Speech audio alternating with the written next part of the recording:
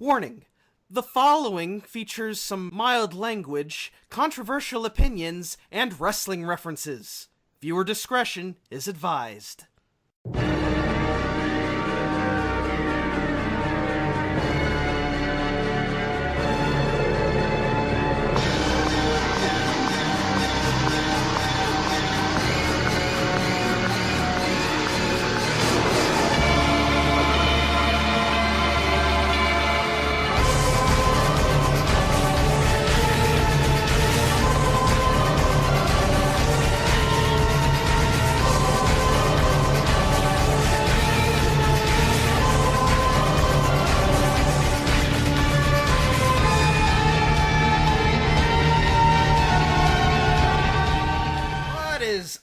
Robot Wars fans! Hardcore Kid here with a very spooky edition of the Hardcore Podcast. To my left of me, the absolutely traumatizing Nate Otaku. That's right. And, hey, get my name right for once. Otaku Nate. I'm traumatizing in that I am extremely obnoxious and people don't like me all that well. At least I think people don't like me. Oh, come on. Everyone loves you. Yeah, usually when I ask if people don't like me, if they think I'm annoying, they always just say that, hey, you're okay. When you apply for Robot Wars, they ask, is Nate on your team? And if you say yes, then you don't get on. Are you awkward? Very. Well, we have some guests with us tonight. Actually, it's an all Roboteer guest tonight. We have two robot drivers who competed tonight in what I like to call the Elite Heat, which had 7 robots. All are veterans, and all have had some success over the years. We had the top 3 seeds. We had former FRA champion Big Nipper. We had the arena-shattering Crackers and Smash. And, of course, we had the greatest Axelbot in history, Gabriel. And I think we shall start off with a guy who we've been trying to get on the show a few times, but we had a couple little hiccups here and there. What happened? First time he was at a robotics event and we couldn't reach him. Second time he was set to be on, but then his bowels decided to disagree with him. And the third time is the charm. So we have, of course, Dave Weston of Crackers. Hi there. How you doing, Dave? He got the smash. He's got the smash. He's got the gloves, man. Oh yeah. Where can I get a pair of those gloves? Any good alternative shop, I would hope. Awesome. Come on, let's go to Hot Topic now. Yeah, but we also have the builder of arguably the greatest Exobot of all time. He made it to the Heat final in Series 8, but came up short. And he came back, and he had arguably the best match of the show so far. It is, of course, Craig Coliass. Hello, good evening. Hi. The master of mayhem, Craig Coliass. Oh wait, someone else has already got that name. or Craig, I like to call him Craig Colossus. That sounds like an awesome name. I call it Coliass, but I guess it's just a potato thing. Yeah, Behemoth Behemoth. And of course, we have Alexthehunted with us again. Yay! And I'm actually not getting the piss taken out of me this time on the intro. No worry, yeah. And apparently you now have Mantis 2 with you, Alex? Actually, no, I'm picking it up in November, but yes, I've been to see it. I've started work on it, yeah. So we pretty much have an all-Roboteer show tonight. Woo! Yeah. We've got 2 who competed and 1 who is there who can give us some great behind-the-scenes intro from a fan's perspective anyway. Yeah, absolutely. Yeah. Before we start, we want to give one final shout-out, and that is to Alex Brown of TR2 fame for another successful eBay auction. He, right after in between Series 9 and 10, he had an auction where you could actually go on eBay and bid on memorabilia or pieces of robots that competed on Robot Wars. You could have bought Beta's hammer. Yeah, for like that went for like 300 quid. What'd you say, Dave? I was going to say, a lot of the parts went for obscene amount, but at least it was for a good cause. Yeah. Yeah, absolutely. Yeah. How much did Danton Kier go for? Like they went for like $1,000, didn't it? 300 was at it? Least. Last time I checked, it was like £300, but I think it probably went up to at least $1,000. But no, it went through the roof. Well, in the insanity, I managed to get a hand on a piece of King Bee Powerworks' chassis. as well as the Mechatron's trophy and a little medal. And Nate got, I believe, arguably the greatest of them all, the Bum Axe from TR2. Yeah, it got 2 HDPE side panels, one of the side spikes, and of the almighty Bum Axe. And I'm holding it in my hands right now, and if you dare say anything funny, I'm putting this thing right between your eyes. Yeah, you can definitely murder somebody with that thing. But yeah, a big congratulations and a big thank you to Alex. And with that in mind, I guess we'll move on to the heat of the elite. And I guess we shall start off, well, let's start off with the real star of the show, and that is, of course, Gabriel. I love this thing. Or Gabriel 2. You gotta get the 2 in there. I'm just gonna say Gabriel. Gabriel. So, Craig, Gabriel 2. What improvements have you made to it since Series 8? Basically, Gabriel 2 is a different robot. What we did was we found that the structure of the front armor wasn't going to be able to cope with spinners as well as we'd hoped. So we completely redesigned the actual chassis of the thing. And although it looks very similar on the outside, inside it's almost completely different. And you got some new weapons on here. I saw it's got like a mace with like little shuriken pieces hanging off the end. Okay, yeah. The idea was so that we'd actually it was really the plan B for if we were up against Carbide. Basically, bar spinners have an inherent weakness. The bar actually, as it were, leaves the body of the robot, goes around the front of the robot, and then enters back into the robot to start again. And the idea was to actually jam the mace in to actually catch between the bar of the bar spinner and the chassis of the robot. And you have a situation where you then jam up the bar spinner. Effectively, what we were hoping was an immovable object would meet an unstoppable force, and then hopefully their robot would break. All I was, because I was there for that fight, is all I'll say is you were so close to taking out the champion. I know. When I saw that Carbide's wheel broke and it got stuck on it, I thought Gabriel was gonna win and Carbide was gonna lose by getting stuck on its wheel. They were so close to being counted out, I believe. Like, because it doesn't show in the edit of the fight, but they were stuck on that wheel for quite a while.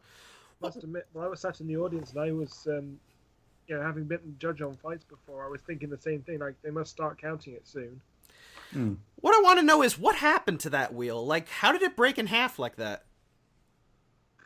I don't actually know. I didn't actually see it break, but what I assume happened was that we actually swung one time with the mace, and we must have just caught the edge of the tire and then reversed off and literally pulled the tire off of the rim. I mean, it's one of those ones that people forget. First and foremost, at the beginning of this fight, we actually stopped Big Nipper. Oh, you did? So 30 seconds, Carbide was just out of the way thinking, well, we're just going to try and kill whoever wins this, the bout between Gabriel and Big Nipper.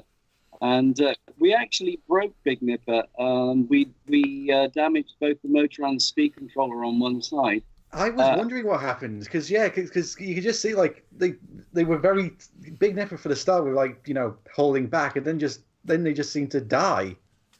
How you managed to get a loose nut inside a sealed machine like that, Craig? That takes some doing.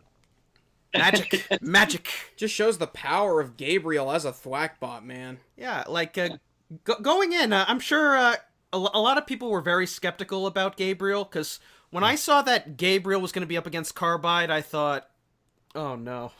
But you know what? It kept going. It lasted the full match against Carbide, and it actually caused problems for the champion. It's amazing. And Gabriel's the only robot to go 3 minutes with a working Carbide. I mean, yes, TR2 and Apollo went 3 minutes with Carbide, but Carbide broke halfway through those fights. So you're the only team to go full 3 minutes with a fully working Carbide. And if it went 5 minutes, I honestly think Carbide would have probably exploded. The battery probably would have exploded. Yeah.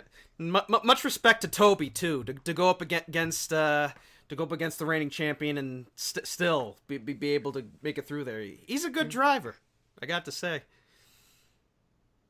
Yes, he is. He does very well. I'm fortunate in as much that I've got both Zach, who actually drove in Series 8, Gabriel in Series 8, and also Toby now, who's driven in Series 9 and 10, actually. Both of them are very, very competent drivers. Unlike myself, I'm completely useless. Well, at least You build it. You build. Well, you know how to build it, though. That's the main thing. Mm-hmm. Yeah. In regards to the carbide fight, one of the things I'd actually say is that I must have been the only person who actually genuinely thought we were in with a shout at the beginning. Because, No, I thought you were, because I thought you were, because I seen you in against Pulsar and Ironside 3 in Series 8, and I mean, this was basically the ultimate test of Gabriel's wheels, and you came off it better than Carbide did. Well, actually, at the end of the fight, although the wheels looked really, really sort of mangled up, essentially, if the producers had said to me, Craig, we need your robot back in the arena to fight again, and you've got 15 minutes, I would have had enough time to have got the robot ready and also had a cup of tea. Yeah.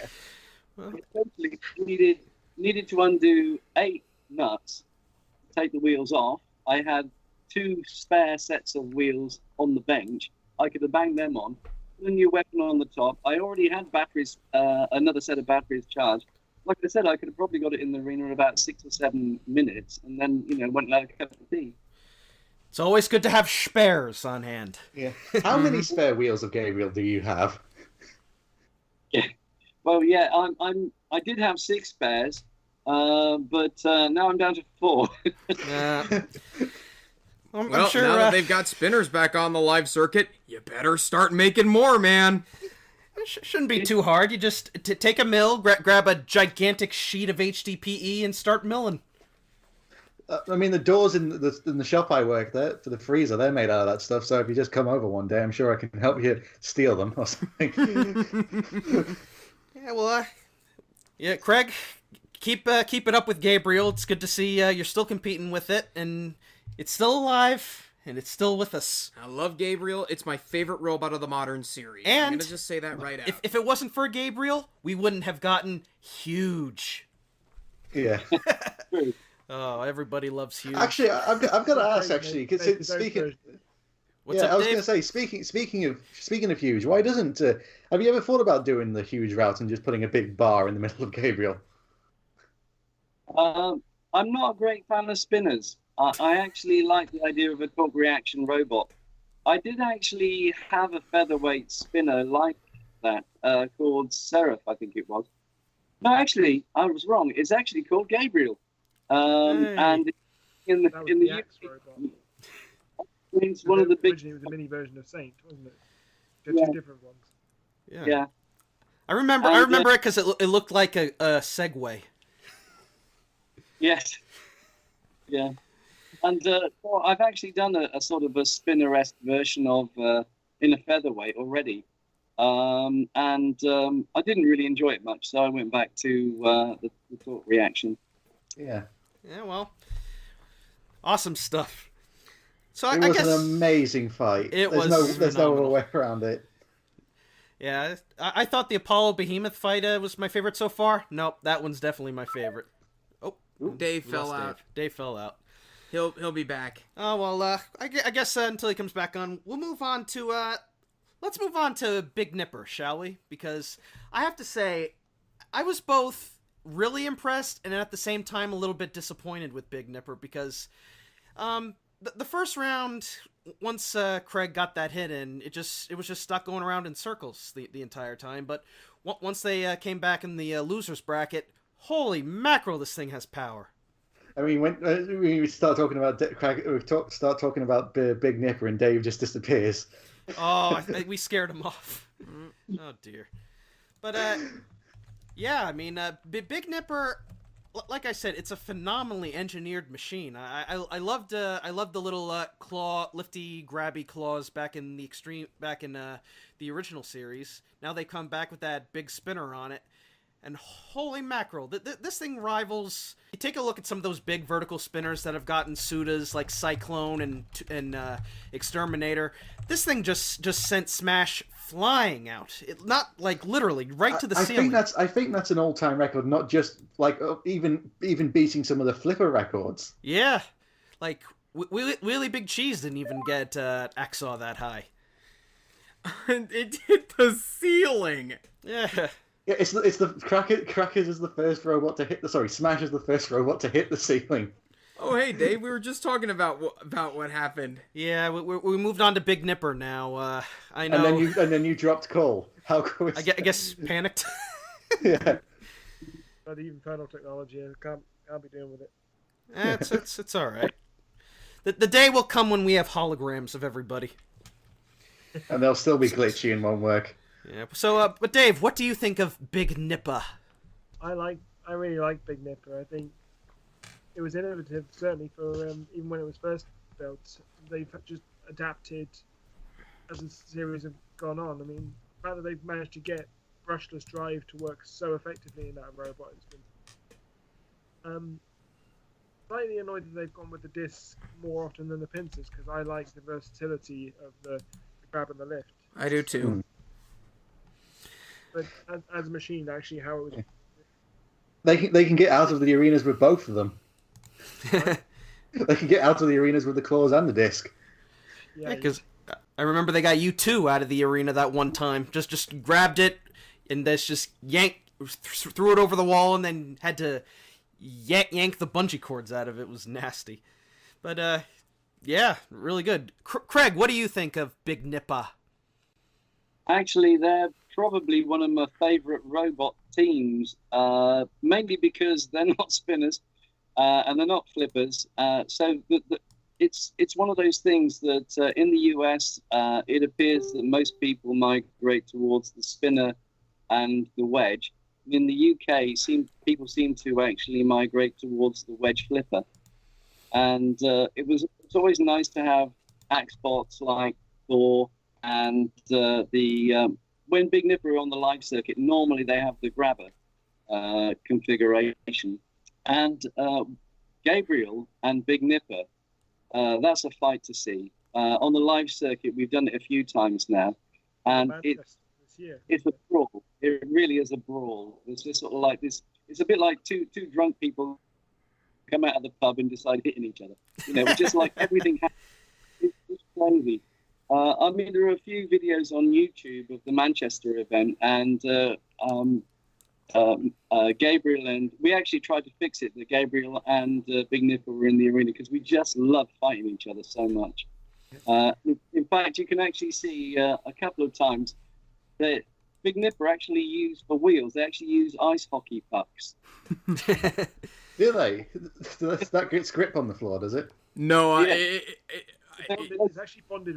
It's actually bonded rubber. It just unfortunately they shred like 3 wheels that event for some reason. The same wheel 3 times, and I couldn't figure out. You got a whole stack of hockey pucks right there, Nate. Go ahead and build a robot of yourself with those. Hey, you know what? I may as well, because hockey pucks are pretty hard. I mean, I speak from experience. I've taken pucks to... Yeah, I'm not going to go there, but trust me, it hurts.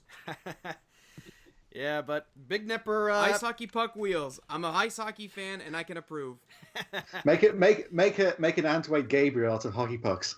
Yeah, you probably could. Although, let's see. I'm holding a hockey puck from the Devil Senators finals of the Eastern Conference, and I don't know. You could probably drill a hole in there, get some hubs, get some mounds. Well, hockey pucks, I think they're like just under a pound, and I don't know what the weight limit for ants are, but the weight limit is 1 pound. Yeah, I don't think this thing's getting in the arena. I don't know. Maybe you can make a beetle weight or something. Who knows? Or you could always mill out the middle of it and make it a full body spinner. Oh yeah, that could definitely work. Yeah. I'll call it Scott Stevens. You know, there's one fight in this episode I really wanted to see that didn't happen, and it involves 2 guests, because I brought it up in the podcast, the preview podcast I was on. I was like, I would have loved to have seen Gabriel fight Crackers and Smash, because it would have been like Tom and Jerry, this huge robot chasing down these tiny little robots. It would have been like 2 hockey pucks fighting a moving goal. Like the goal is moving around, the hockey pucks are just going under it, just... But Alex and I did discuss the possibility of that happening, and we were like, how on earth are we supposed to fight this thing? Either we can't sandwich it from either side because it would just run straight over us. Neither of our weapons are going to reach. So it was either we go in under the wheels together and then split sideways in that instant to try and take out the wheels, knock the legs akimbo. But otherwise, we had no hope in hell. Had a lot of attachments you could put on there, like you had those crazy chain antler things. You could have used something with that. Just make a giant pole and stick it onto both. There you go. Well, now that you say that, I can just imagine putting a big net on the lifting arm. It's just like Dick Dastardly trying to catch the pigeon. Exactly. Speaking of Crackers and Smash, I guess we'll move on to you guys. Dave, the Young Bucks, Crackers and Smash, are in the Elite Heat. So I felt so sorry for you. Oh my gosh! Oh, I mean, God. I will say this because as I consider this the Elite Heat because any team in this episode could have made it to the grand final because I think people really underestimate Crackers and Smash because you guys are really solid and Smash has a pretty decent drum on it. It's just a shame because with the huge opponents you weren't really able to get much bite into it. But I was talking with Jim Dramatic about. I think the drum needs slightly more exposure, but the problem is if you have it sticking out too far, it's going to be fodder for more horizontals. You saw what happened with Carbide last series. Yeah, we did. Prime target, unfortunately. So, what improvements have you made to Crackers and Smash? Well, actually, me personally, I had nothing to do with it. Ah. Reason being, well, okay. I should say I wasn't supposed to be on the team again this season because one of the guys that developed the controllers for Crackers and Smash, he hadn't been on the previous series, whereas he was supposed to be. But for various reasons he wasn't. So he joined us for this series. That was Mike. You may have seen him. And because Keith, our machinist, was also supposed to be on the team, and I had to sacrifice my place, he got dumped with a load of work, and he had to leave the team. And I got a phone call the day I was coming up as a spectator, saying, "Dave is on the team now. Do you want to come with?" Okay, fine.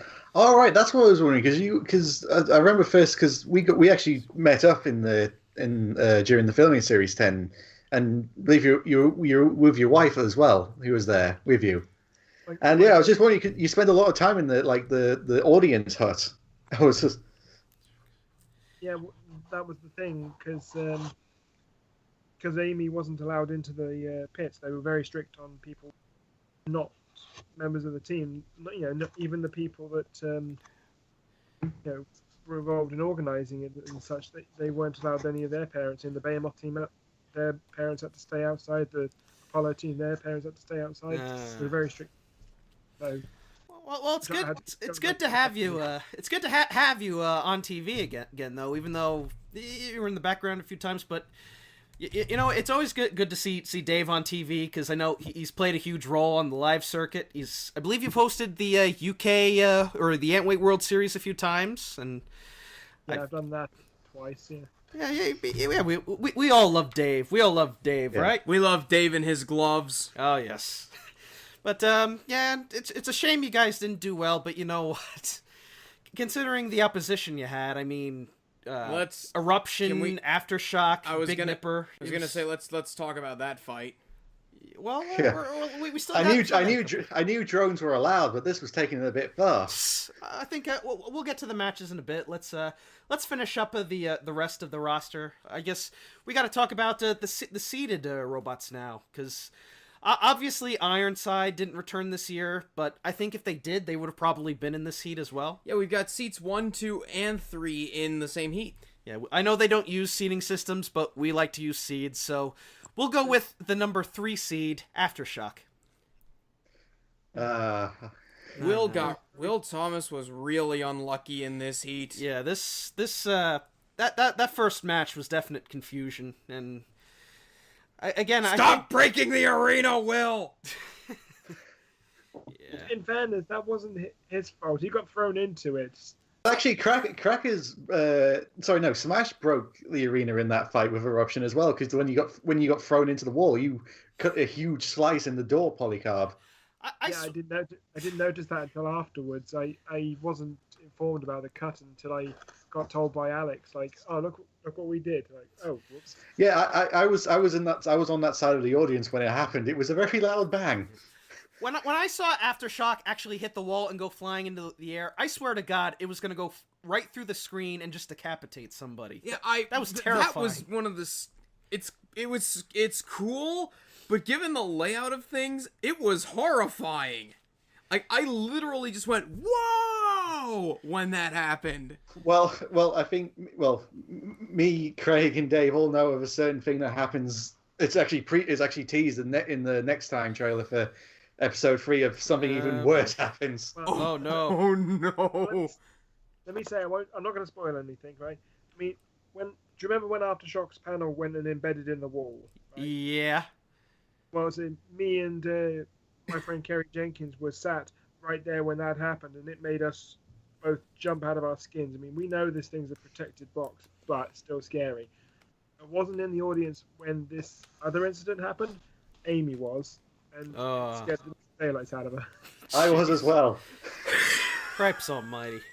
Yeah. It's a real shame because Will Thomas is a great guy, and if and I'm probably going to be saying this a lot, but if this had been in a different heat, I'm sure he would have made it to the grand final again. But with this much firepower between Big Nipper, Eruption, Carbide, and everyone else, it was going to be tough for him. I hold out a lot of hope, to be fair with you. I mean, considering we were up against multiple FRA champions, the Robot Wars champion, and the driver of the new FRA champion, we were really outclassed, unfortunately. But we gave it a good go, and we got some entertainment out of it. Absolutely. Yeah. You certainly gave us a lot of good moments. Well, as Urinating Tree would say, and this is the kid-friendly version, either you were screwed, or you were screwed. Yeah. But as I say about Aftershock, I mean, I honestly thought, again, with the new rebuild of it, the new robot, they had a better chance against Carbide, at least. I thought they could have beaten them. I think the biggest problem was I guess, it looked durable, but it seems to still be having trouble with its drive and weapon, because it lost drive in one of its wheels in a couple of its losses, and then the weapon gave up on it, and it ended up doing what we like to call the thing, which is getting stuck on your weapon. But I mean, it caused the most damage. As well, also Gabriel caused the most internal damage. Yeah, don't leave out Carbide. Craig, you're still there, Craig? I'm still here. What do you think of the terrorizing Aftershock Teen Titans reference, yo?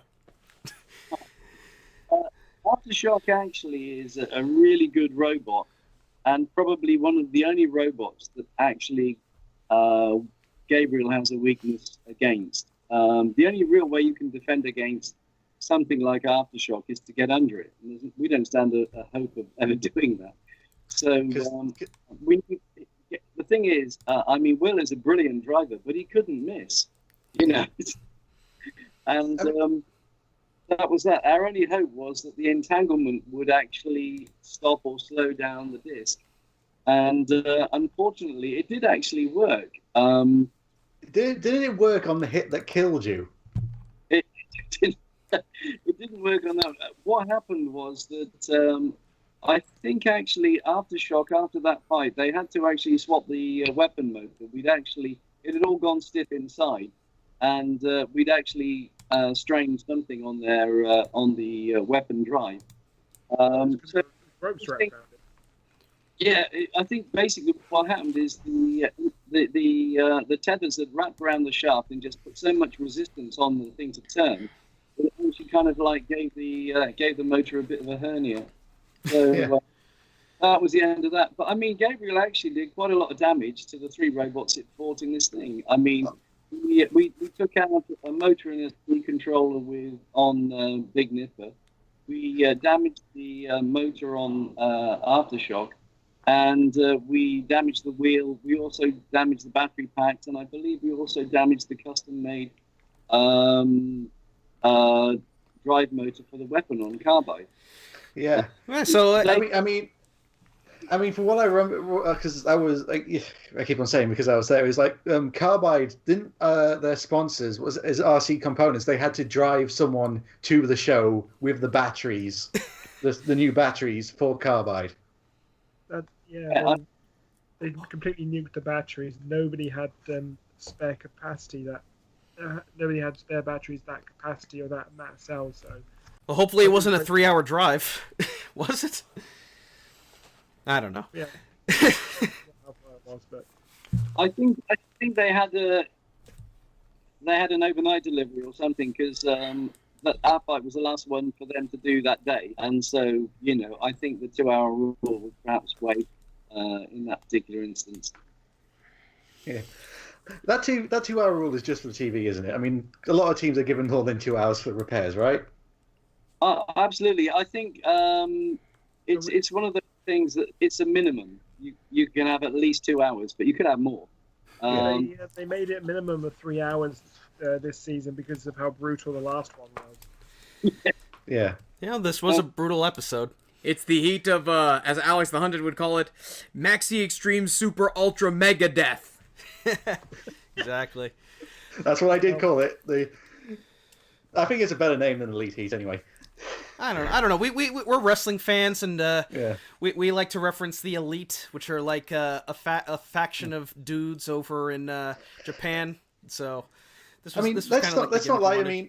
I mean, that's not like this heat was basically this could have been a grand final. Exactly, this was a grand final worthy episode. Like you look at all 6 of these teams, and it's like, wow, these guys must have done well in their heats, and then you realize, oh no, this is the heat, and it's like, wow. And now let's move on to Eruption. Yeah, the newly turned heel, Michael Oates. I actually met him at a Robots Live event in Greenwich, and yes, I met him as part of my England trip that Dad and I took to last month.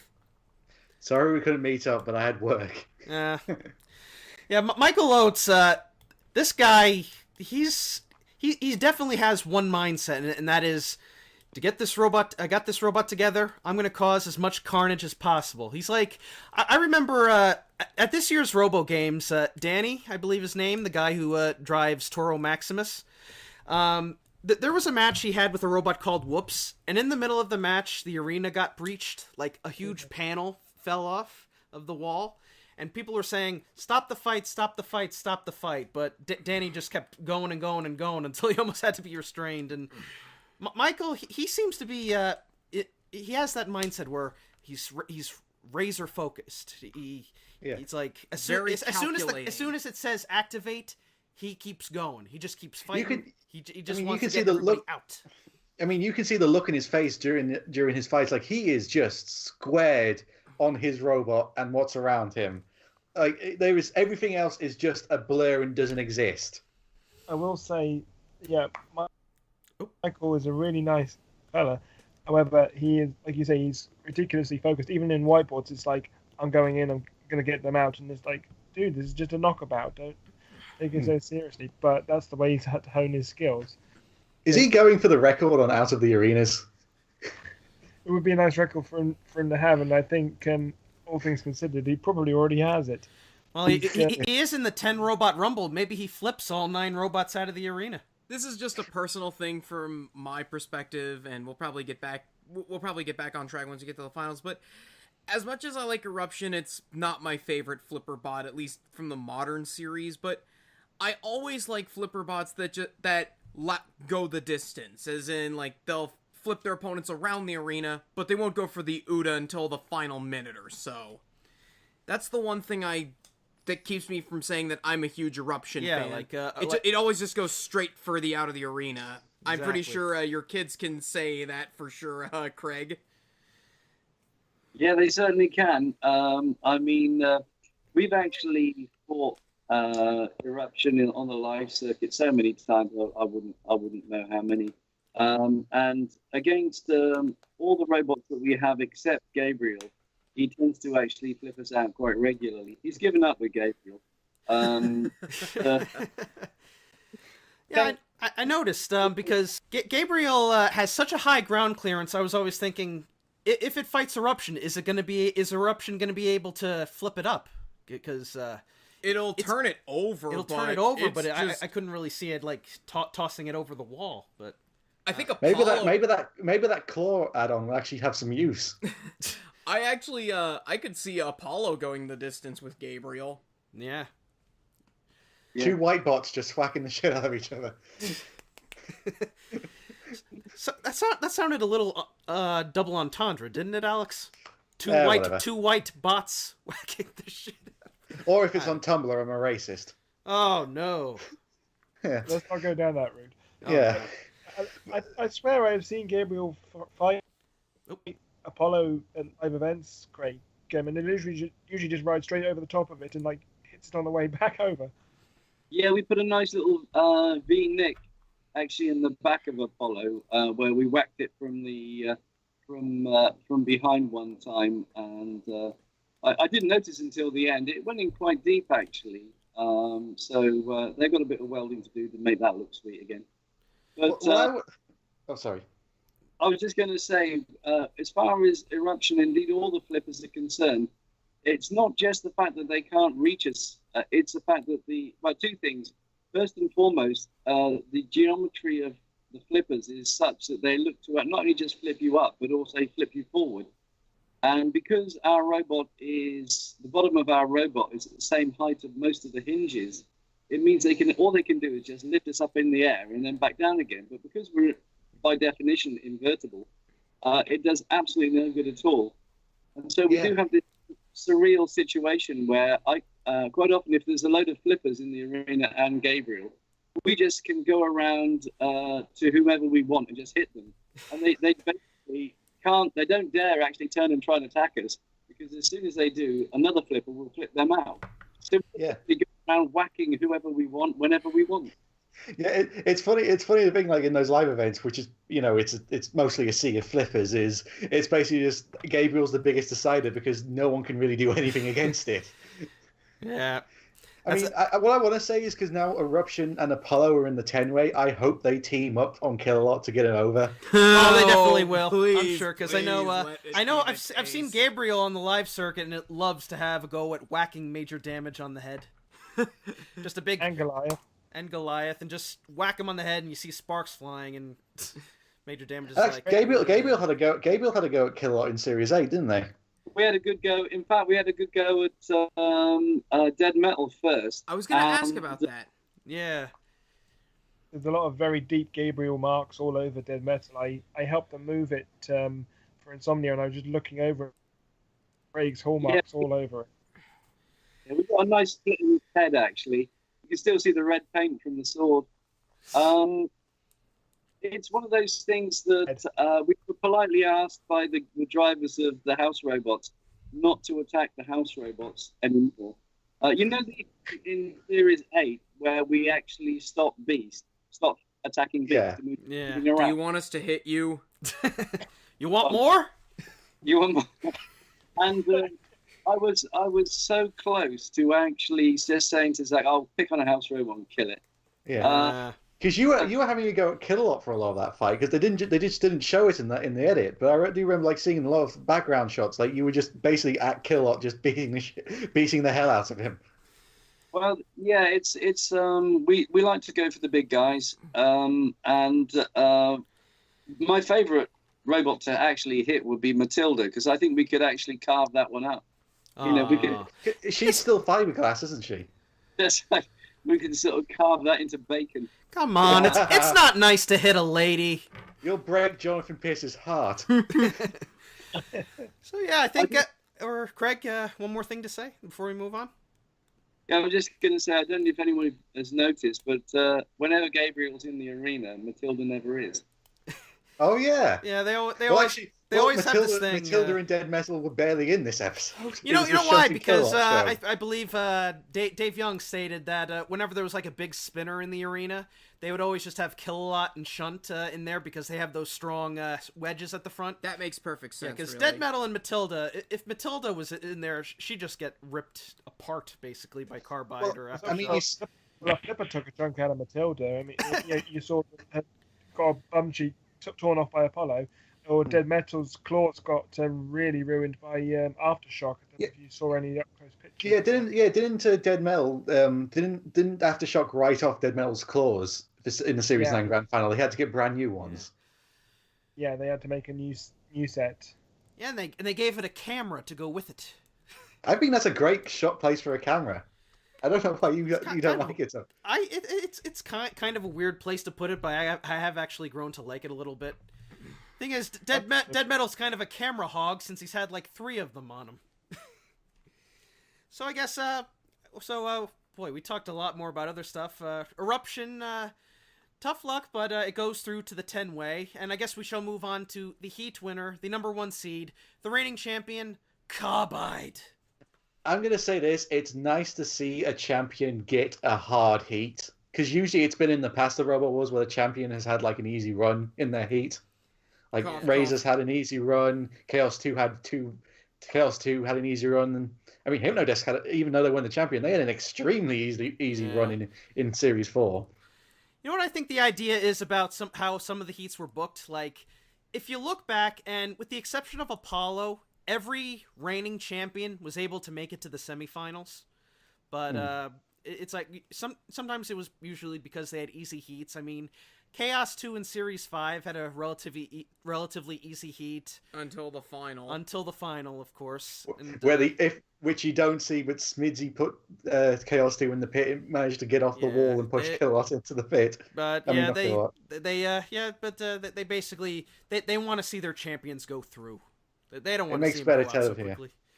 But Carbide, they managed to make it through to the heat to the grand final, but it was a pretty tough going for them. I mean, obviously they got a tough competition with Gabriel, who really gave them a hard time. They took some good shots from Aftershock, who that's probably the most damage I've ever seen done to Carbide. Just huge gashes right along the side. I don't know if you guys have seen any of the pictures on our page. The curl that he took out. Yeah. Of Carbide, Aftershock took out Carbide. Like, I mean, bit of metal. I mean, Dig, like Carbide didn't get an easy time. I mean, I honestly do think like if the match went 5 minutes like it used to in the old, probably would have beaten Carbide. And everybody would have been ecstatic. Yeah, apart from all the Carbide fanboys. Carbide fanboys are the new Razor fanboys. You know, nobody organised that cheering when they came back down the thing. All the Roboteers have the immense amount of respect for Gabriel. We all decided that robot deserves a standing ovation. I gotta ask. I was going to ask. At first I thought it was a producer's decision, but whose idea was it? That was. I think that was a collective Roboteer decision. Like, because we knew it was going to come down. And just like there was all murmuring around the pit saying, that guy needs a cheer on the way in, and so just all the Roboteers just went either side of the Walk of Light and just cheered it because it was a phenomenal fight. I hope someone has a recording of like the pit or the Roboteers watching that fight, because I want it. Yeah, I'd say I believe Jarvis from Vulture will do. I will have to ask him. They have the new bar. Which you briefly saw in some of the pit shots, but they didn't use. Well, they couldn't use it. Was it too heavy? No, it wasn't. It was too heavy. It was too big. The was something right. I'm sure Dave Moulds will probably correct me on this, but apparently, when they spun it up in the test arena, it caused the mechanism to seize solid, like complete dead stop, and I think it was because it was oversized. It was catching on something which caused it to just seize up, so they couldn't actually use the new bar. As far as going back to Carbide, I consider Carbide to be probably, like I say, one of the best bar spinners, and I'm hopeful that we'll have a rematch sometime. I got to ask, if you were fighting Carbide again, Craig, would you switch out the mace and go for the sword again, or would you stick with the mace? That's a very good question. I'm actually researching some ideas for different weapons. The great thing with an axe It gives me the ability to swing very large, heavy hammer swords or whatever. I mean, to give you an example of what I mean, the sword on Gabriel is about 11 or 12 kilograms, whereas the axe head on Thor, I think, is 1.1 kilograms. Yeah. So it's a bit. I mean, Gabriel's hit slowly, but it hits like a train. As some of the people in the live circuit will tell you, on some of the venues, when Gabriel hits the floor, you can actually feel it under your feet. I mean, you see it in the live recording, the live event recordings. Like, just every time you just hit it, Gabriel just going on, it's just bang, bang, bang, bang. It does make a hell of a racket on the steel floor, I tell you. Yeah. You'd be surprised how much damage your sword does to that arena, Craig. I mean, because I have to do arena crew work for all of them. There's just so many screens. They're just like, yep, Gabriel was here. Gabriel was here. Oh, that's definitely Gabriel. I mean, everyone, like, for a while, people were going like, thwackbots are no longer effective in robot combat, but Gabriel came along and just completely blew that out the window. You ask any of the spinners that were at the recent event in Gloucester, Gabriel doesn't do any damage. He managed to kill all of them.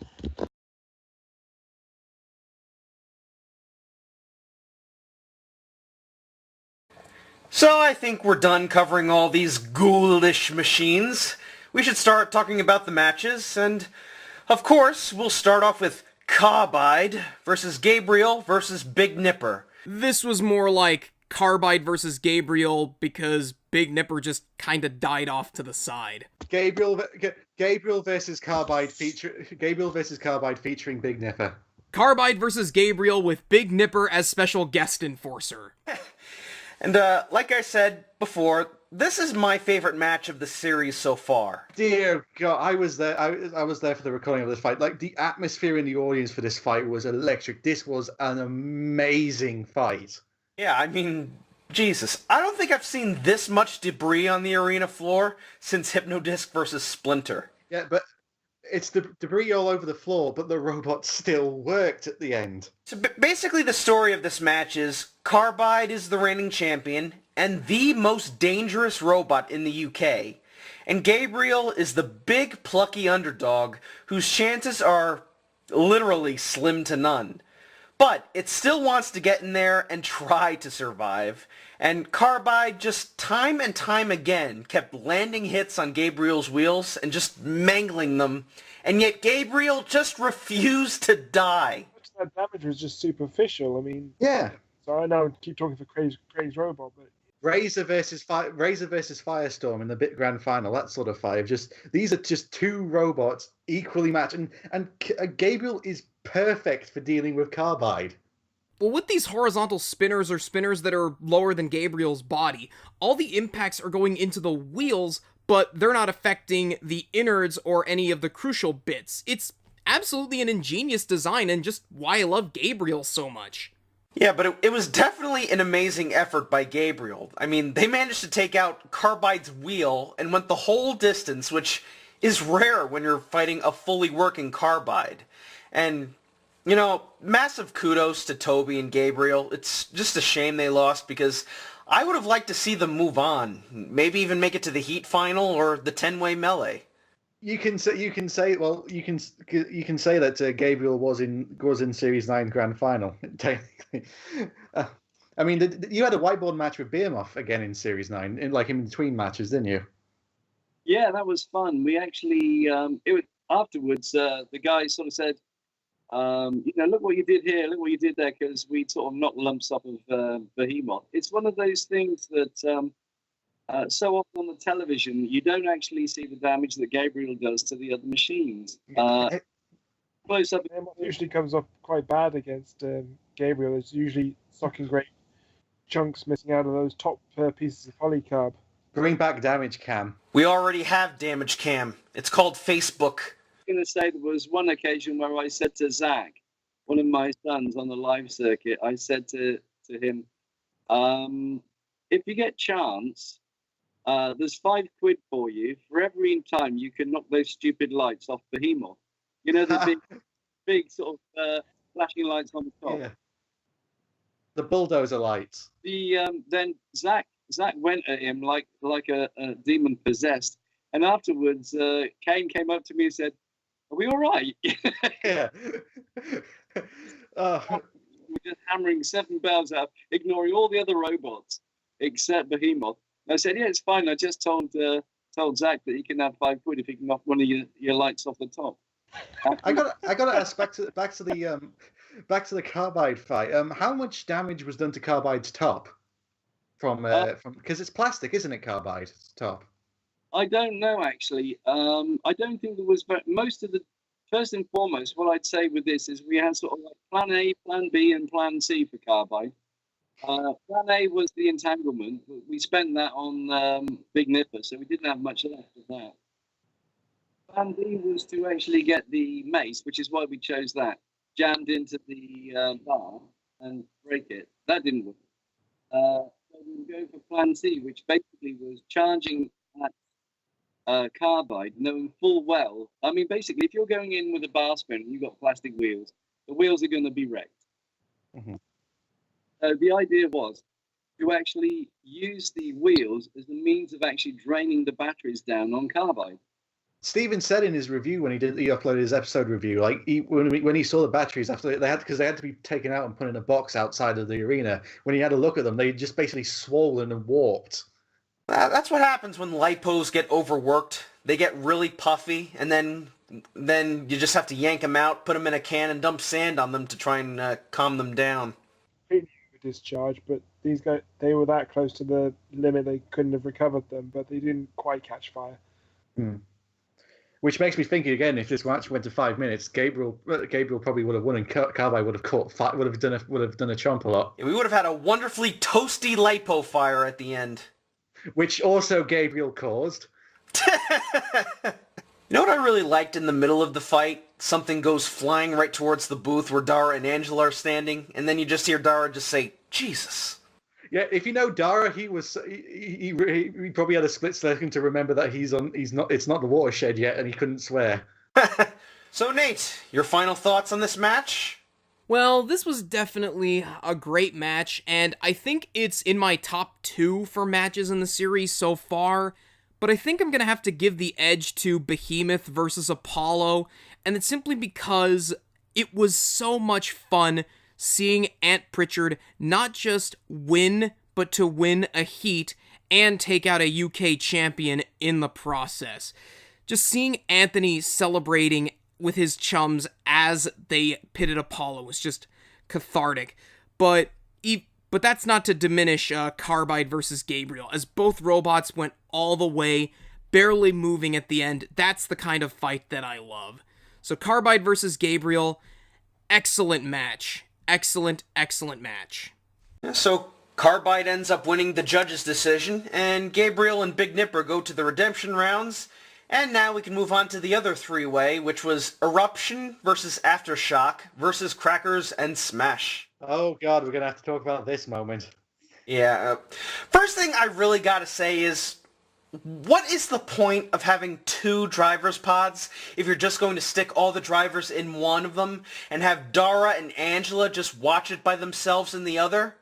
I swear, there's like 20 people in that one pod. How are they going to do it for the 10-way? Is it just going to be all the teams crammed up in one, and then just Dara and Angela have one all to themselves?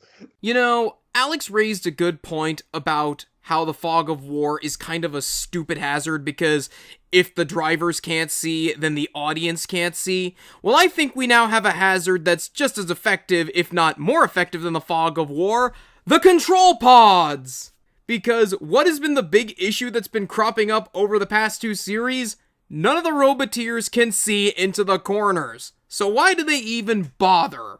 In terms of a view, just to say, in terms of Roboteers' views, if we were in the middle, it probably would have been better, because trying to see in the opposite corner to where whatever you're in is a pain in the ass. That's what you see in most of the fights. Are the robot drivers just leaning over? That's all you see in most of the fights. Kane climbed on the glass last season. Yeah.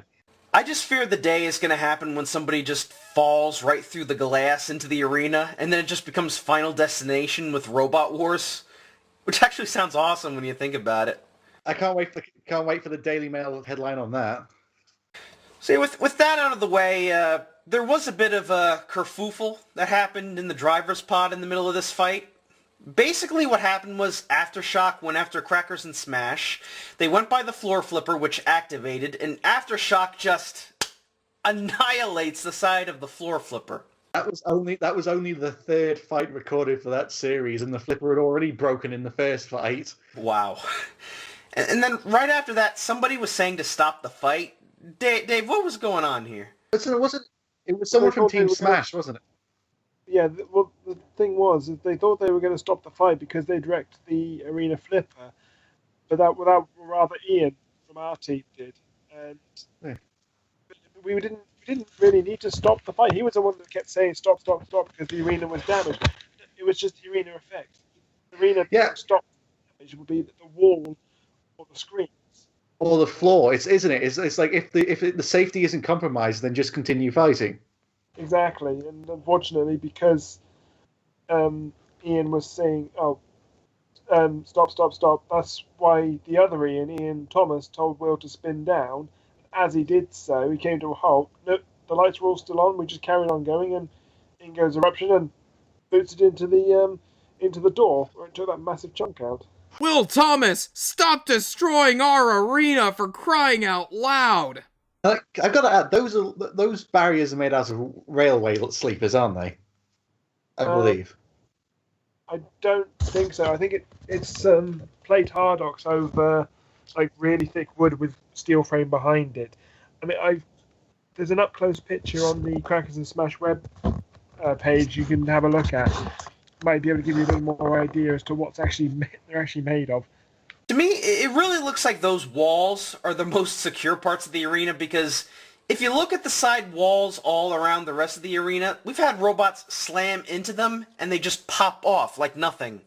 It's like if Roman Reigns hit a spear on a guy through the wall, I guarantee the wall would just fold in on itself. No, the side walls are strong enough. It's the bolts that hold them on aren't strong enough. Aren't they designed to? From what I heard, they were designed to it. It's better for the robot to bounce off and for the plate to fall off than for the bar just to go straight through it. Too often. I mean, yeah. There's only a few machine screws that were holding them on, and then they put a steel brace behind the middle of the plate for this series to avoid the amount of times it kept popping off the rivet. So it still didn't work. Not as much as it did, because you threw a robot into it and it popped the panel, but it won't do that now. It will come off still, but it will take a hell of a lot more of a hit.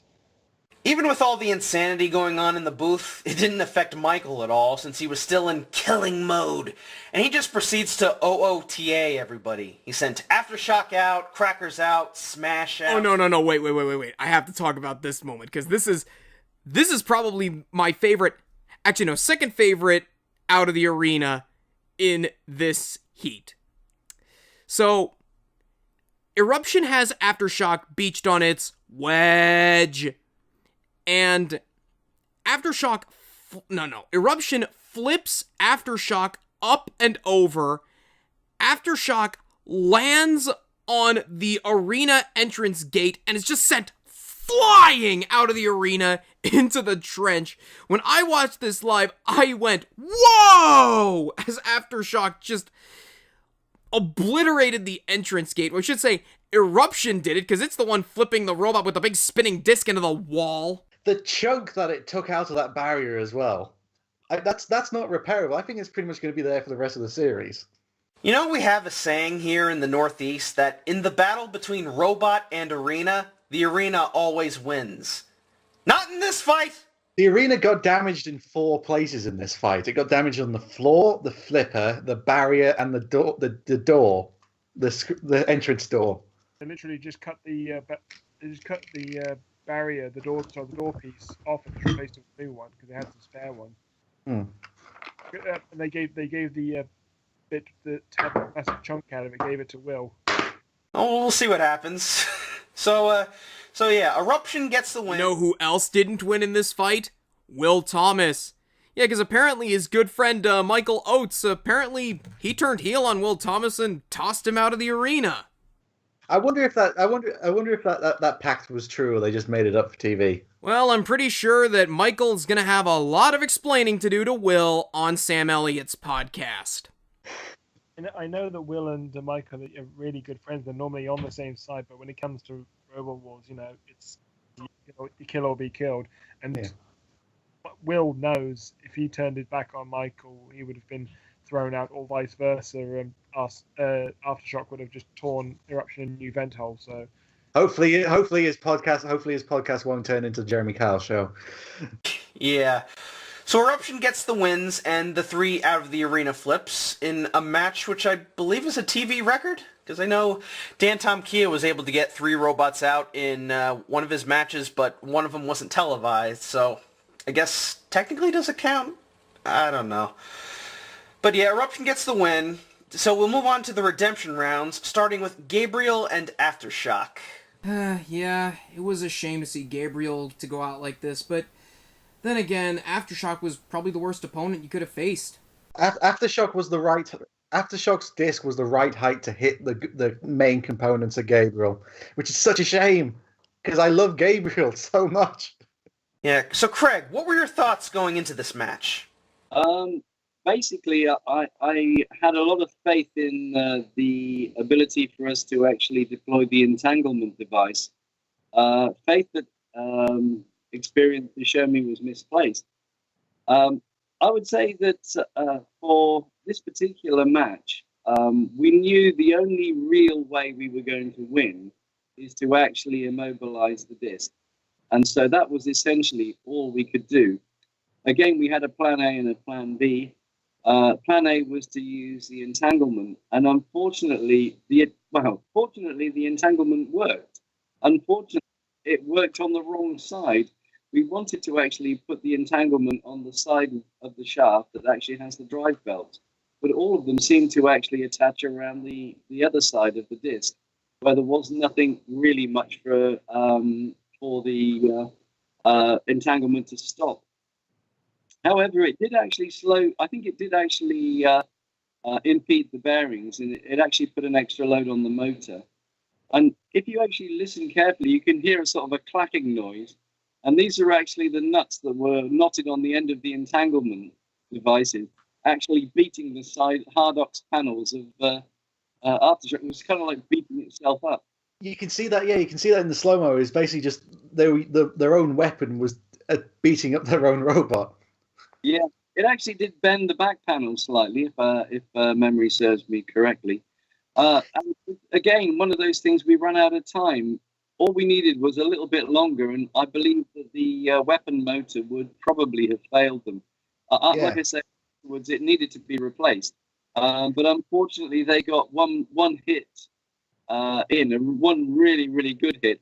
And believe it or not, it was actually the battery elimination circuit. Was the removable link? No, it was just slider switch, and the robot went up and the switch stayed still, and it literally switched the radio with. And then Kilowat just came in and decapitated you. Yeah, that was just mean.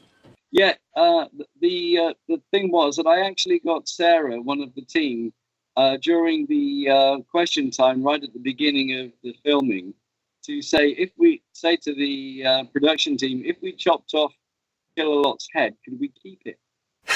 And then Kilowat overheard you backstage and he said, "What was this about you wanting to cut off my head?" Snip. Plus the fact I think Kilowat got a bit of stick from Series 8, where they actually did genuinely try and chop the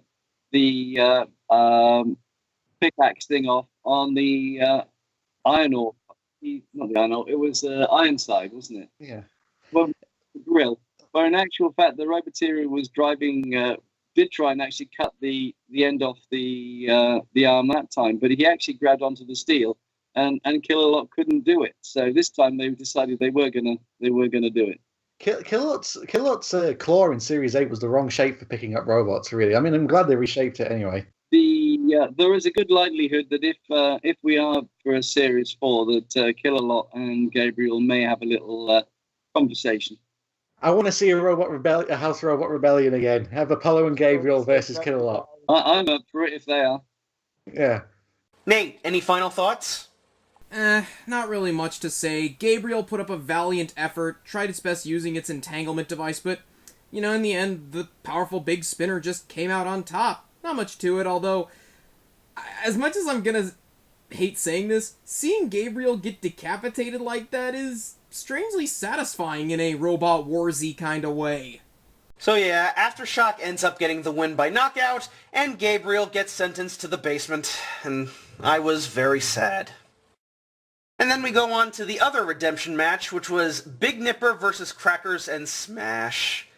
Dave, do you want to give your thoughts on this match?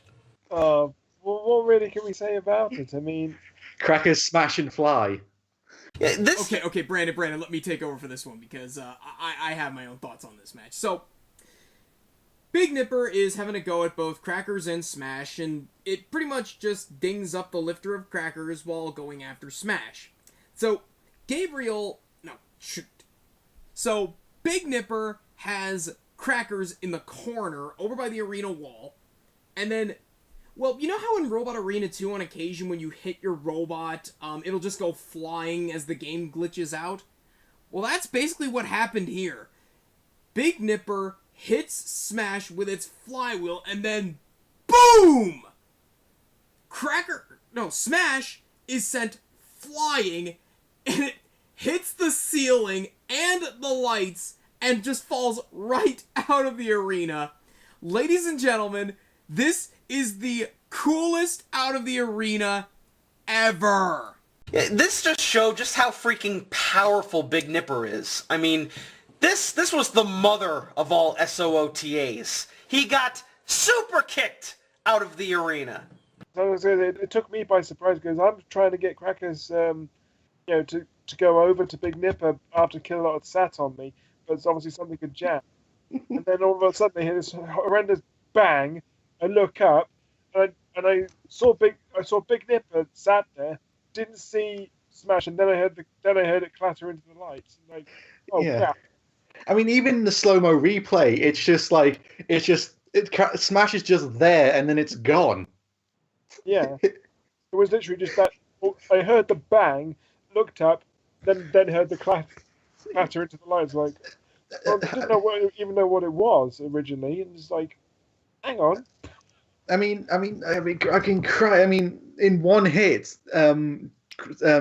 Big Nipper has 2 Robot Arena records. It's got the highest out of the arena, and it's the first robot to get another robot into the ceiling. And I think they also took out 12 lights. Well, Smash took out 12 lights hitting the. I had a double check with the Nipper team the other day, and we took out 2. Well, I say we. They took out 2 lights and 1 camera. I'm sure the BBC were thrilled with you. You guys didn't end up having to pay for the damage, did you? No, thankfully not. I would say it wouldn't have been a cheap one either, because the figure that was floating around from the guys from production would have been a cost of $9,000.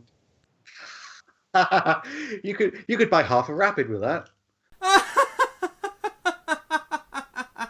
Now, Dave, robot builders, they always have goals.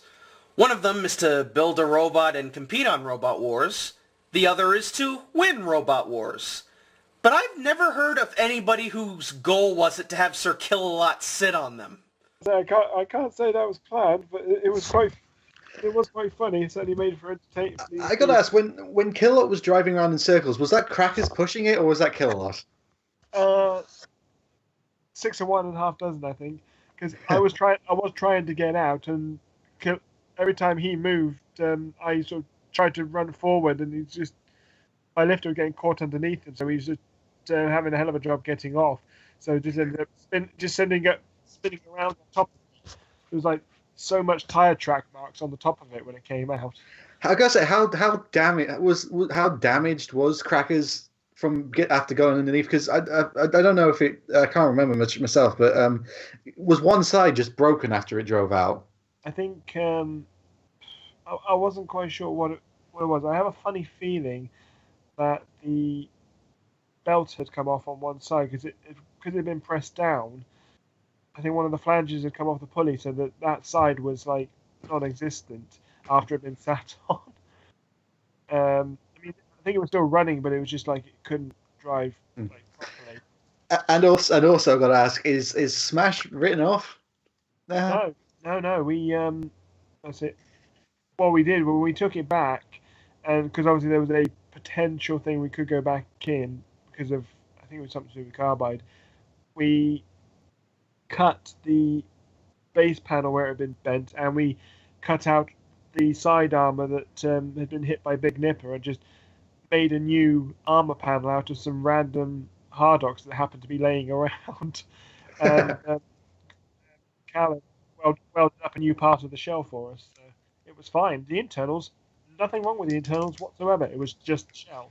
Now, did the producers end up giving Graham the light and then stuck a note to it that said, "Break another one of these and you die"? Oh, I must admit, I was wondering if they were going to give it to him. But I don't Didn't they think just did. plug them? Didn't they just plug them back in? Sorry? Didn't they just change the bulb and plug them back in? That's what I seem to remember from recording.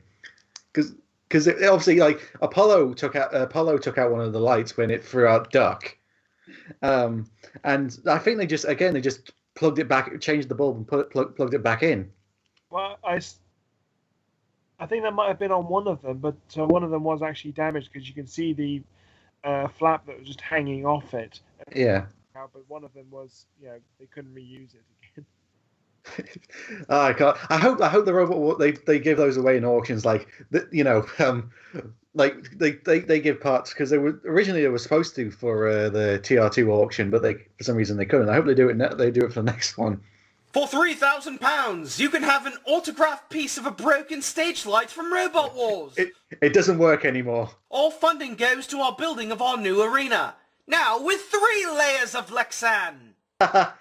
I've noticed that there's 2 robots that have a habit of breaking the arena. One is Aftershock, and the other is Crackers and Smash. But that's usually when the robot is pelted towards the arena. Because Series 9, it was Smash being held at the arena sidewall by Carbide, and in this one it was both it hitting the door and it being ejected by Big Nipper. I tell you what, we start calling our opponents, kids in glass houses because they shouldn't be throwing it. Or name our robots stones, just getting thrown around the place, just smashing up things. Yeah, or you have a drone in next series, and just like, now let's try and flip that one out, and then they do. Then Craig comes along with a rake. Yeah. Here's a question for you, for the Crackers and Smash. If Crackers and Smash had to fight the Swarm, how do you think it would have gone? I think we'd have won because Blender. I would have taken Blender. I would have concentrated on Blender, and Alex could have taken the drum to the other ones, which were quite passive by comparison. So Yeah. Because I think Crackers was more designed to take the spinner hits because it's got a 10mm thick Armox front on it. Ooh. That's because it has a lighter weight weapon. So I think Crackers would have been okay taking out Blender, and Alex would have been quite happy going around to the various smaller machines and having at them. Yeah. You guys have a considerable weight advantage over them. Doesn't Crackers and Smash weigh like 70 and 40 kilos? No, they're a lot they're closer together than that. I think Smash is 60 and Crackers is 50. Because it's got to be it's the 55% rule, isn't it? Because you've got to be able to take both of them out to win.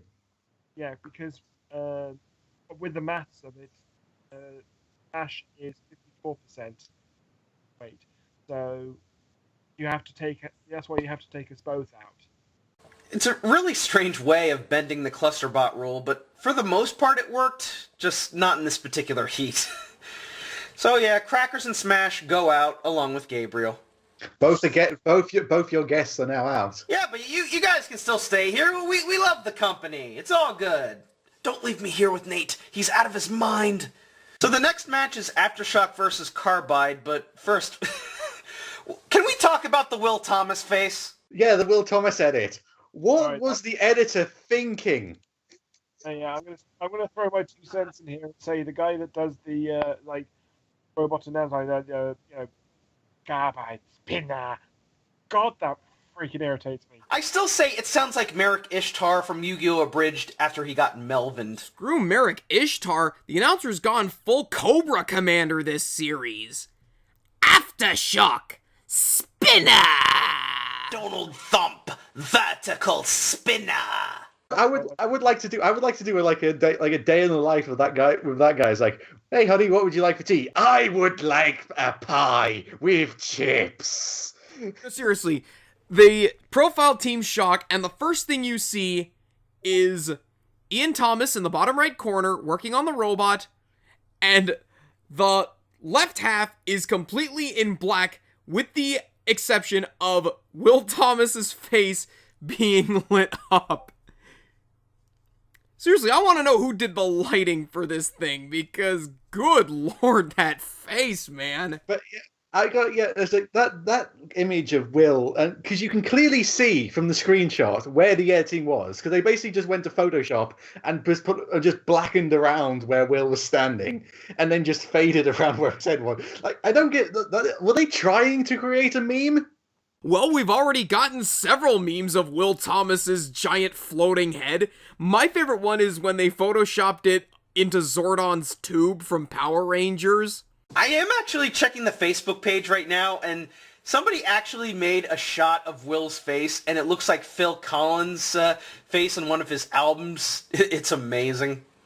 I did it with him in the Doctor Who time tunnel. I've not seen that one. We have a discussion group on Facebook, and our new chat group picture is one of Will's faces in this meme situation. Alpha, Kilolot has escaped. Teleport to us 5 Roboteers with attitude. I love it. So, Carbide versus Aftershock 2. Aftershock now has this brand new anti-carbide spinner, which looks a lot like Cobalt's, and it's got thicker armor. The good news is, nobody died. The bad news is, this match was also kind of short. While I say I do enjoy a good spinner-on-spinner match, and technically this was much better than the last one.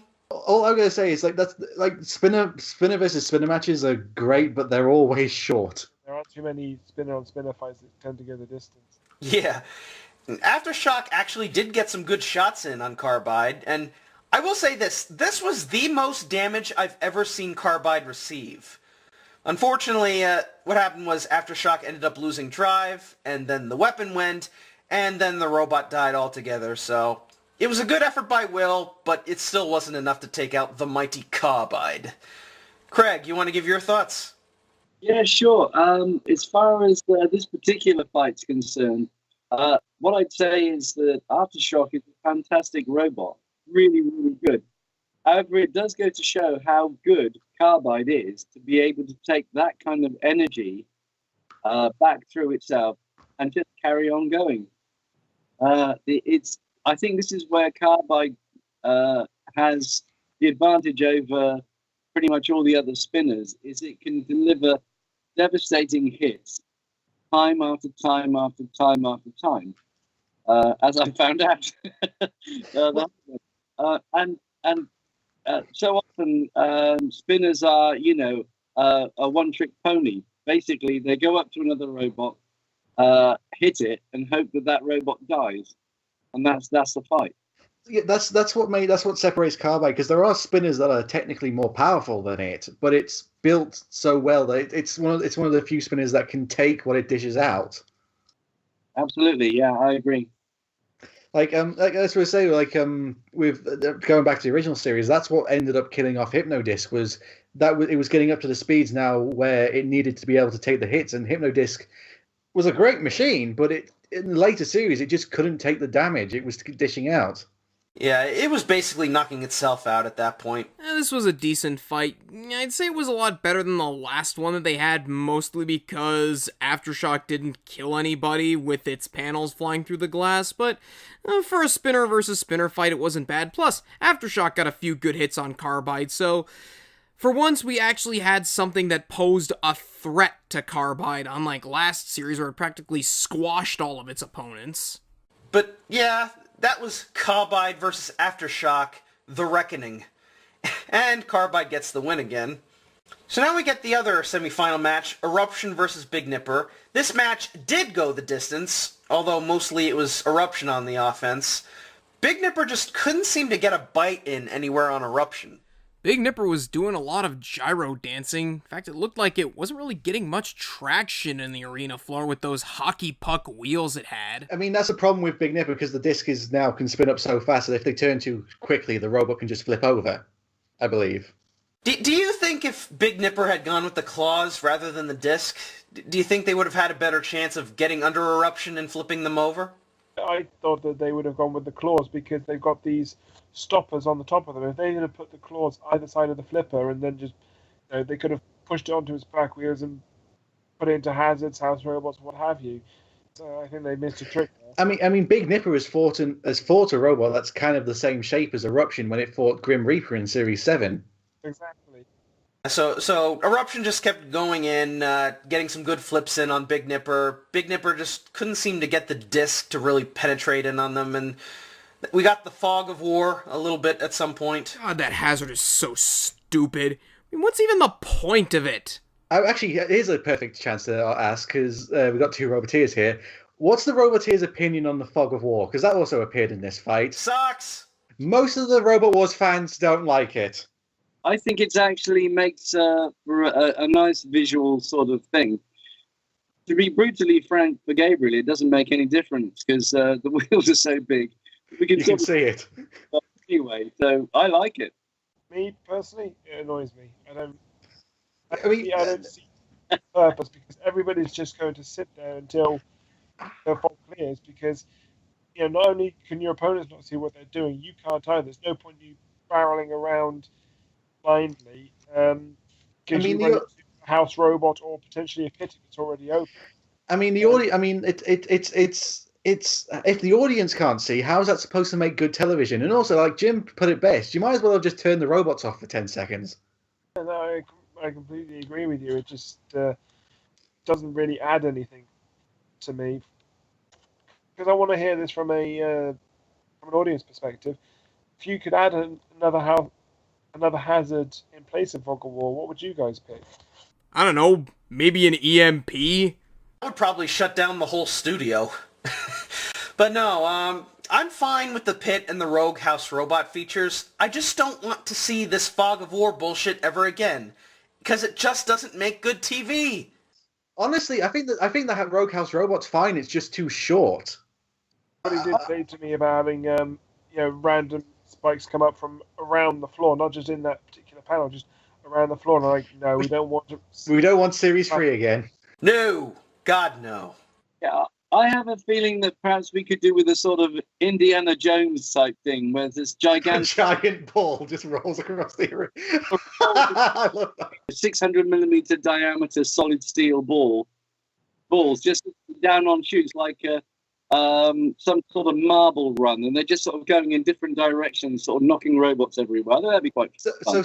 So sometimes, like how the drop zone was, or sometimes the drop zone had bowling balls come out of it. I don't think the arena could take it.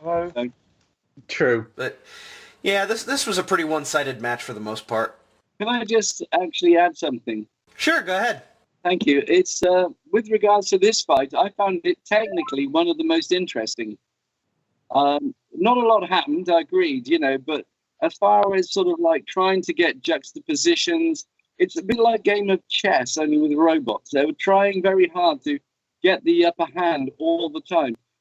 Technically, it was actually quite an interesting fight. But, I would agree, like it's a brilliant drivers match. Yeah, it was a Roboteers fight. It was one of the Roboteers go, I can see what he's trying to do. I can see what they're trying to do. A lot of the time, people just thought that Big Nipper was running away, but he was buying time and trying to actually get enough distance so that he could actually approach a game, but from a different angle. Yeah, I mean, it was basically just a case of Big Nipper. I mean, cause how long does Big Nipper take to get up to speed? It's a few seconds, isn't it? It was basically just running away to get up to speed. Get up to speed now, boys.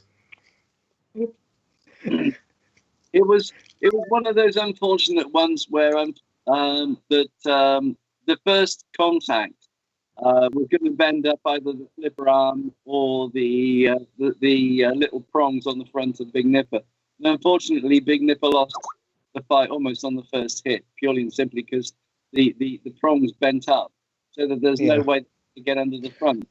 If they hadn't have bent up, it would have been curtains for eruption.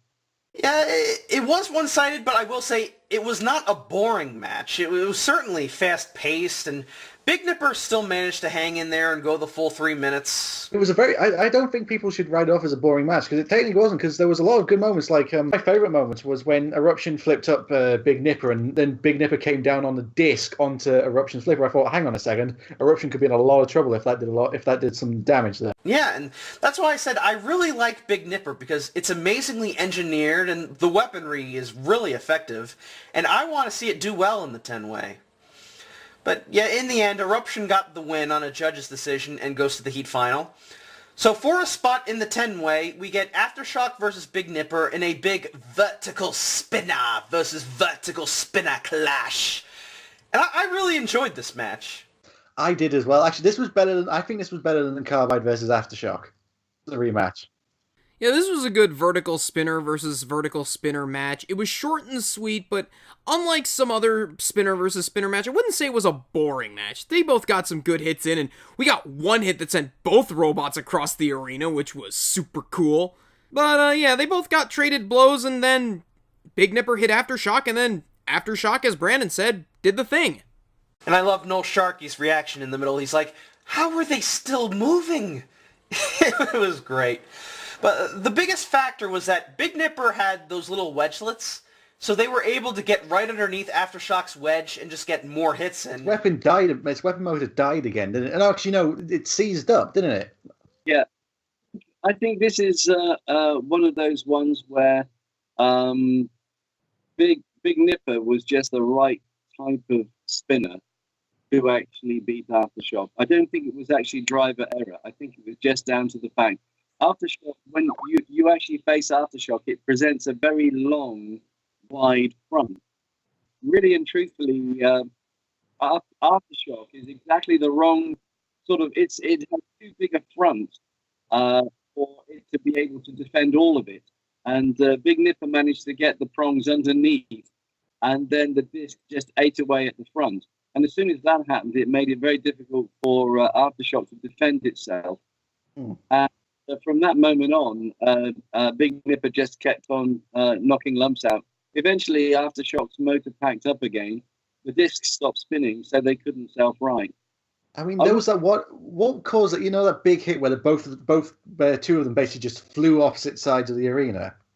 Like, was that both of them hitting together, or was that one just like Big Nipper getting another big hit? I think discs touched actually on that. Yeah. Oh god, I love spinner fights. They're short, sweet, but yeah. So unfortunately, it means that Aftershock is eliminated, but Big Nipper gets to go through to the 10-way rumble. And for once, Aftershock may be out, but hey, at least part of their robot isn't embedded in the arena wall. Yes. Oh, again, if this had been a different heat, I'm sure Aftershock would have had better luck. Here's a question for fans and the Roboteer is, I'm guessing Will's probably thinking about upgrading, like redesigning Aftershock or making a brand new robot. How would you upgrade it? Or just enter Manta? I think Aftershock doesn't really need a lot of outward modifications. Will's done a very, very good job on getting the dimensions correct.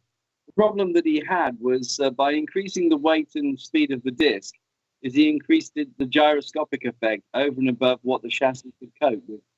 And so ways he could actually improve it. I mean, at the end of the day, the old disc at the old speed did lots of damage, and he had better control. So it may be worthwhile reverting back to a slower speed and a smaller disc to actually, and then actually concentrate on just making the thing tougher and making it able to withstand hits. Yeah. And for that route, sometimes bigger isn't better. Yeah, I mean, look at we'll see later. Look at Apex and stuff like that. I mean, and also considering that Will also basically was looking after two teams the series, because he was also but he was doing a lot of work for Traction as well. This isn't the last time we'll see Will Thomas face this year. So yeah, unfortunately we just lost Dave, but now we've made it to the Heat final, so we're almost done. So after an entire heat of insanity and carnage and collateral damage, we get to the Heat final. The big grudge match between the top two seeds, Carbide and Eruption. And it was pretty boring. This Heat final was pretty much a foregone conclusion. Kind of like the NBA playoffs, where you kind of expect what's going to happen in the final. I'm not to insult, but it kind of felt like a Series 9 Heat final. Yeah, all that happened was Carbide got a few hits on Eruption, Eruption lost drive, and then died altogether. It's basically every Eruption versus Carbide match you've ever seen to date.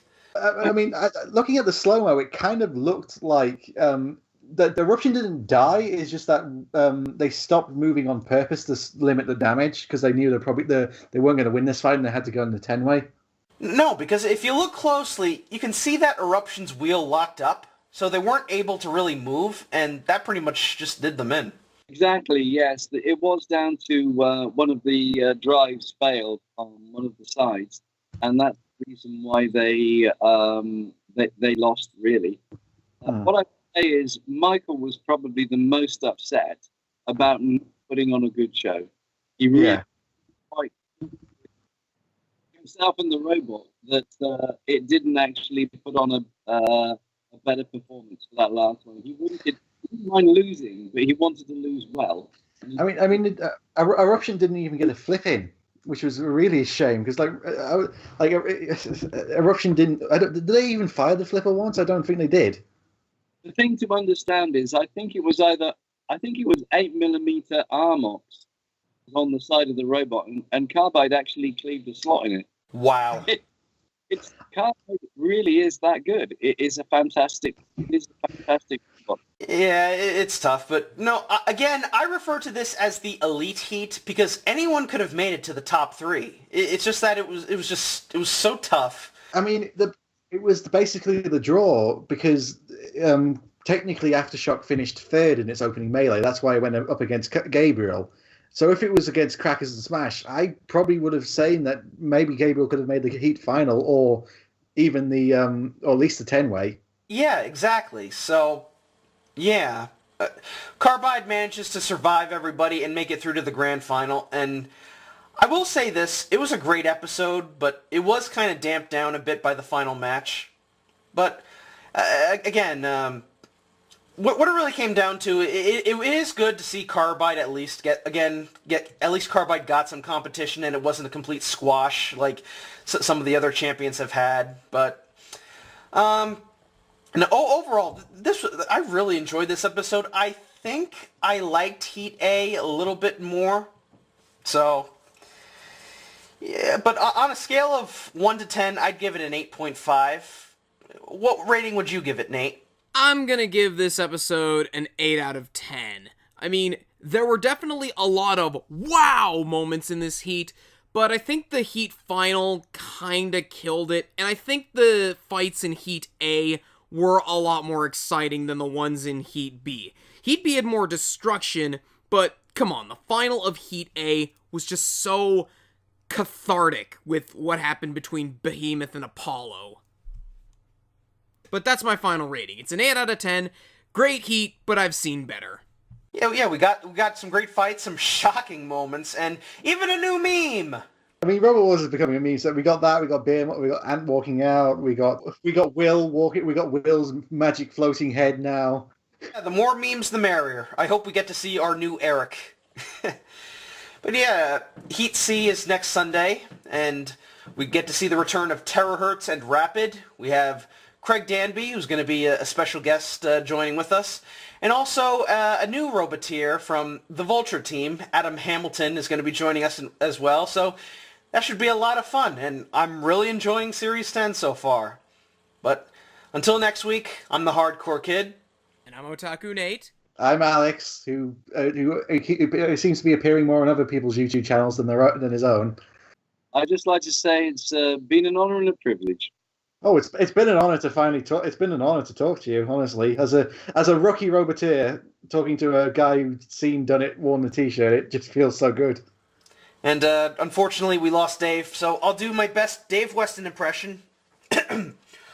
I'm Dave, and I'm part of Crackers and Smash. Let's get cracking and start smashing. So, yep. Until next week, guys. Peace out. Cease and desist. Just too sweet!